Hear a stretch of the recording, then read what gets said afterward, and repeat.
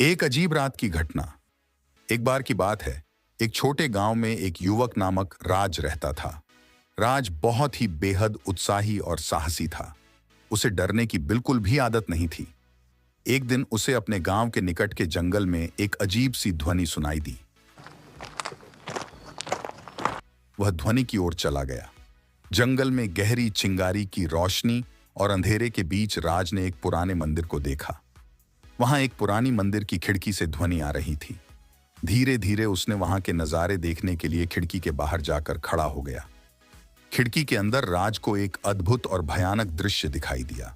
एक साये जैसी असली महिला खिड़की के सामने बैठी हुई थी। वह महिला अचानक रोने लगी और बोली, कृपया मेरी सहायता करें, मुझे इस मंदिर से बाहर निकालें। राज ने वहां जाकर उस महिला को अपने आंचल में लपेट लिया और उसे मंदिर से बाहर ले गया। जैसे ही वह महिला मंदिर से बाहर आई, वह अदृश्य हो गई। राज को उस महिला के बारे में कुछ समझ नहीं आया। राज ने विचार किया, क्या यह एक पिशाचिनी थी? लेकिन उसने अपने आत्मविश्वास को बनाए रखा और उस घटना को भूल गया। वह उसी रात घर लौट गया, परंतु उसे उस अद्भुत और भयानक दृश्य का अनुभव सदैव याद रहा। कुछ दिनों बाद वह राज अपने दोस्तों के साथ एक और घटना के लिए जंगल में गया। इस बार भी उन्हें वही अजीब सी ध्वनि सुनाई दी, लेकिन वे इसे नजरअंदाज कर दिया।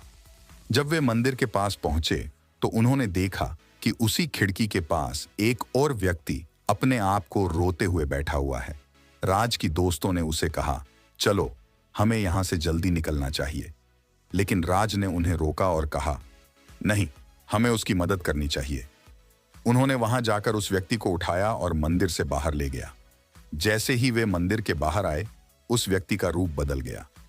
वह असली रूप में एक राक्षस था और वह राज के साथ उसके दोस्तों को खाने के लिए था। राज की साहसिकता और दयालुता ने उसे और उसके दोस्तों को बचा लिया। वह समझ गया कि ध्वनि के पीछे छुपे हुए रहस्य को नजरअंदाज नहीं किया जाना चाहिए। वह उस घटना से बहुत कुछ सीखा और हमेशा सावधान रहने का निर्णय किया। कुछ दिनों बाद राज ने अपने गांव के पुराने वृद्ध महिला से इस बारे में पूछा, जिसे सब लोग दादी कहते थे। दादी ने राज को बताया कि उस मंदिर में कभी कभी प्रेतात्माओं की आत्मा आ जाती है और वे लोगों की सहायता के लिए आते हैं। वह कहीं थोड़ी देर के लिए रुक जाते हैं ताकि वह दुखियों की मदद कर सके। राज ने दादी की बात को सुनकर समझा कि उसे वह महिला वास्तव में एक पिशाचिनी नहीं थी, बल्कि वह एक अद्भुत आत्मा थी जो लोगों की मदद के लिए आती थी।